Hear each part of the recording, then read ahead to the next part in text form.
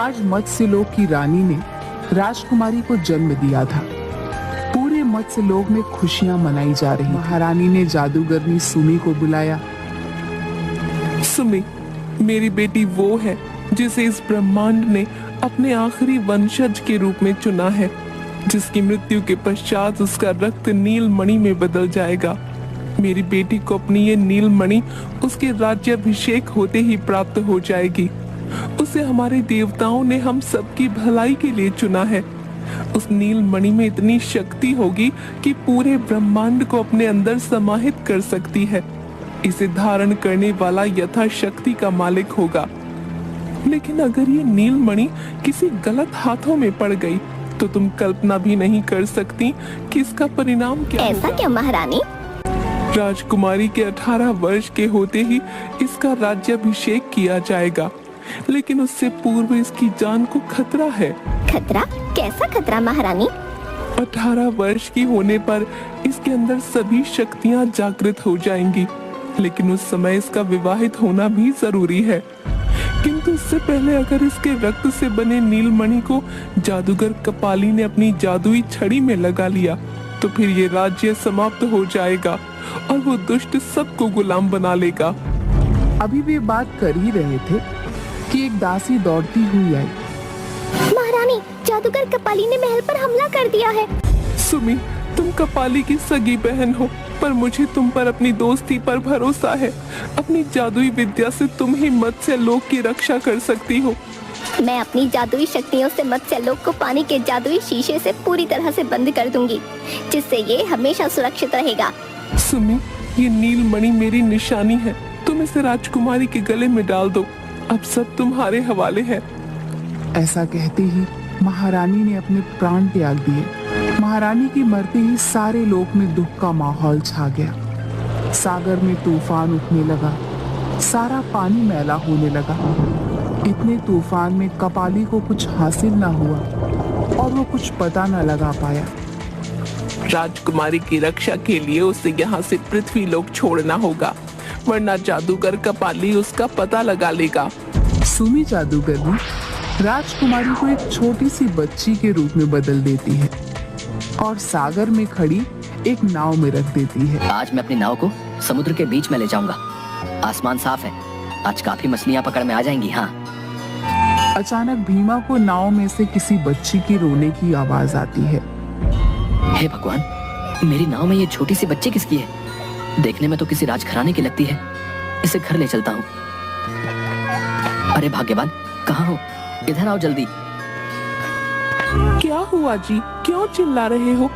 अरे, ये किसकी बच्ची उठा लाए आप? अरे उठा के नहीं लाया हूँ। आज जब मैं मछली पकड़ने गया था तो मैंने देखा कि ये रो रही थी। वहाँ दूर तक कोई नहीं था। लगता है पैदा करके छोड़ दिया है इसे। शायद पालने की हिम्मत नहीं थी। जाने दीजिए, कौन जाने किसके घर की परिस्थितियाँ कैसी थीं। लगता है इसका हमारे भाग्य में आना तय था, तभी तो इतने सारे मछुआरों के होते हुए ये सिर्फ हमारे घर आई। आपका बहुत बहुत धन्यवाद प्रभु, आपने मेरी सोनी गोद भर दी। धीरे धीरे 14 साल बीत गए। राजकुमारी रिमझिम को भीमा और रमा लाड प्यार से पालने लगे। रिमझिम बचपन से ही बड़ी दयालु थी। वह सबकी सहायता करती थी। वह अपनी सहेलियों के साथ खेल रही थी कि अचानक उसकी सहेली पेड़ से नीचे गिरने लगी। बचाओ, बचाओ, मुझे बचाओ, रिमझिम मुझे बचाओ।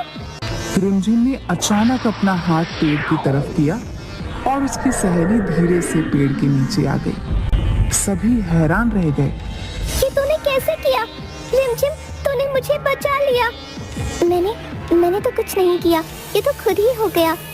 ऐसे ही अब अक्सर जब भी कोई मुसीबत में होता और रिमझिम को पुकारता तो तुरंत उसकी मदद कर देती, क्योंकि उम्र के साथ ही उसकी शक्तियां भी बढ़ रही थी। नहीं बाबा, आज मत जाओ। आज सागर में भयानक तूफान आने वाला है। अरे पगली, आसमान तो पूरा साफ है, कुछ भी कहती रहती है। चलो भाइयों चलो। ठीक है बाबा, अगर मेरी बात नहीं मानते तो वादा करो, तूफान आने पर मुझे जरूर पुकारोगे। तो ये बात ठीक है मेरी प्यारी बिटिया रानी, मैं तुझे जरूर पुकारूंगा। बाकी मछुआरों के साथ भीमा कुछ ही दूर गया होता है कि अचानक सागर में बड़ी बड़ी लहरें उठने लगती हैं और उनकी नाव तूफान में घिर जाती है। रिमझिम ने कहा था कि तूफान आने वाला है। हमने उसकी बात नहीं मानी। ये तूफान तो बहुत तेज है, इससे बचना मुश्किल है। आखिरी बार रिमझिम को पुकार लो। रिमझिम! रिमझिम अपने दोस्तों के साथ खेल ही रही थी कि उसके कानों में भीमा की आवाज पहुंच जाती है, जो किसी और को सुनाई ही नहीं देती। मुझे पापा ने बुलाया है, मुझे पापा को बचाना है।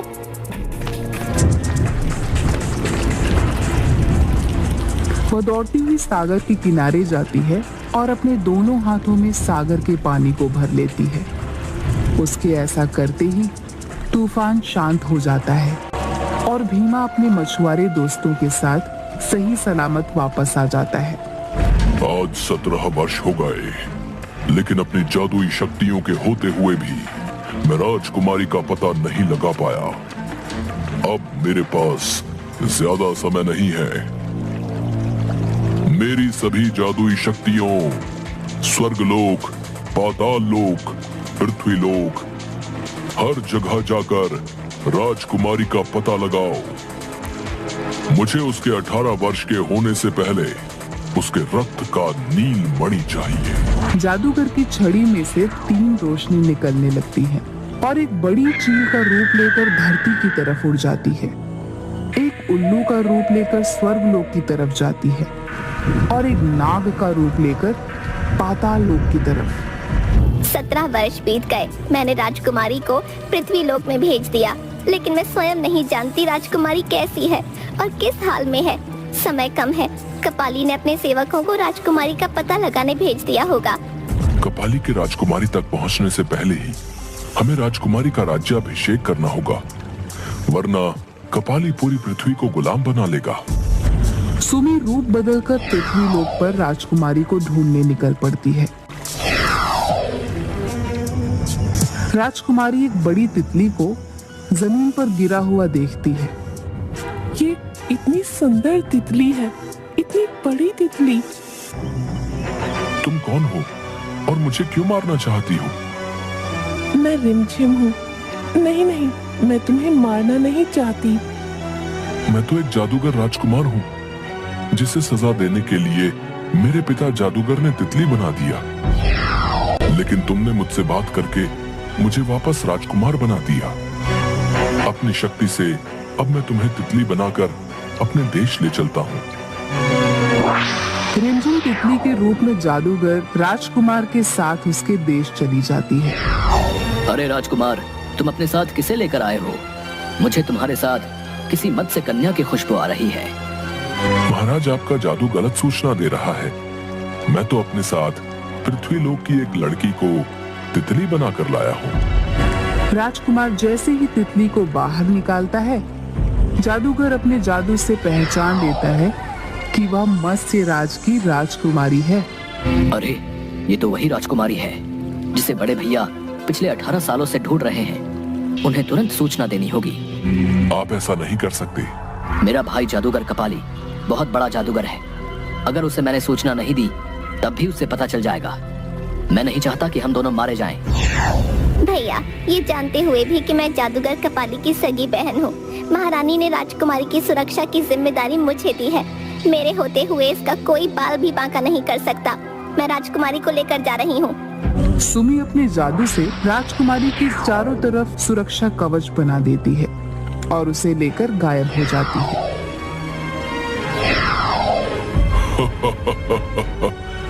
जिसे नाजों से पाला वही मेरी हार देखना चाहती है। आज राजकुमारी के साथ सुमी का भी अंत होगा। मैं ब्रह्मांड का सबसे ताकतवर जादूगर बनूंगा। तुम सब मेरे गुलाम बनोगे। नहीं भैया, जब तक मेरे प्राण हैं, मैं सुमी का बाल भी बांका नहीं होने दूंगा। तो ठीक है।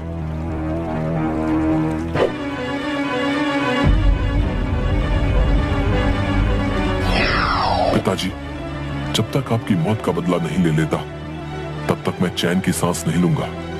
मुझे आपकी सौगंध। भीमा, रिमझिम मत्स्य लोक की राजकुमारी है। इसके जीवन की रक्षा के लिए हमें आज ही इसका राज्याभिषेक करना होगा। यहीं पर तैयारी करो। तभी राजकुमार भी अपनी सेना के साथ वहां पहुंच जाता है और सुमी से कहता है, बुआ जी, जादूगर कपाली ने पिताजी का वध कर दिया है। मुझे आपका साथ चाहिए, मैं उन्हें छोड़ूंगा नहीं।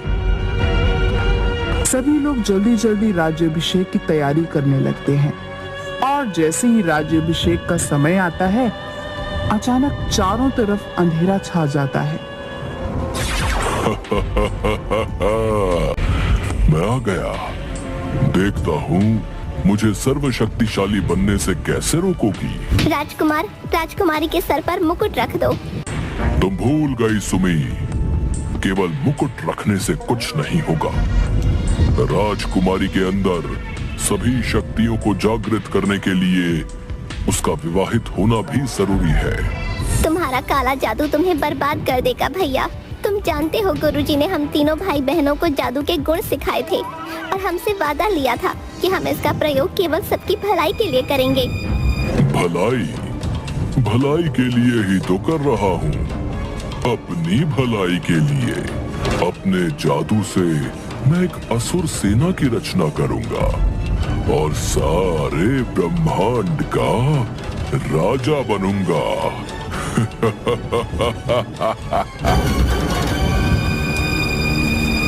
अब मुझे अपनी माया का प्रयोग करना होगा।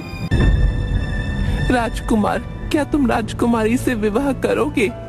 लगता है विधाता ने तुम्हें ही राजकुमारी के लिए चुना है। भीमा, तुमने इसका पालन किया है, तुम्हें तो इस रिश्ते से कोई ऐतराज तो नहीं? मुझे राजकुमारी पसंद है, मैं राजकुमारी से विवाह करने के लिए तैयार हूँ। नहीं, मुझे कोई ऐतराज नहीं। आप बस मेरी बेटी के प्राणों की रक्षा कीजिए। मैं यहाँ पर माया से नकली रिमझिम का निर्माण कर रही हूँ, जिसका विवाह किसी मछुआरे से होगा और कपाली जब तक उसे मारने की कोशिश करेगा तब तक तुम मंदिर में रिमझिम को मुकुट पहनाकर राजकुमार से उसका विवाह करवा दो। रिमझिम के सर पर जादुई मुकुट रखकर उसका राज्याभिषेक कर देता है और राजकुमार उसकी मांग में सिंदूर भर देता है। ऐसा करने के साथ ही रिमझिम की सारी शक्तियां जागृत हो जाती हैं। सुमी, तूने झूठे माया जाल में फंसाकर राजकुमारी का राज्याभिषेक कर दिया, अब तू नहीं बचेगी। रुक जाओ जादूगर, बहुत हो चुका। तुम मेरे रक्त से नीलमणि को प्राप्त करना चाहते थे ना? मैं तुम्हारी सारी शक्तियाँ जादूगरनी सुमी को देती हूँ। तुम्हारी सारी शक्तियाँ जादूगरनी सुमी के अंदर आ जाएंगी। आज से तुम जादूगरनी सुमी के गुलाम बन के रहोगे। तुम्हें भी तो पता चले कैसा लगता है किसी का गुलाम बनना। नहीं नहीं, ऐसा मत करना, मुझे माफ कर दो, मुझसे गलती हो गई। मेरी शक्तियाँ मुझसे मत छीनो।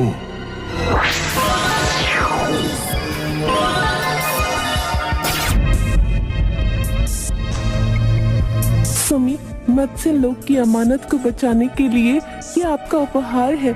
इसकी सभी शक्तियाँ आपकी हुई। प्यारी रिमझिम, तुझसे विदाई का समय आ गया है।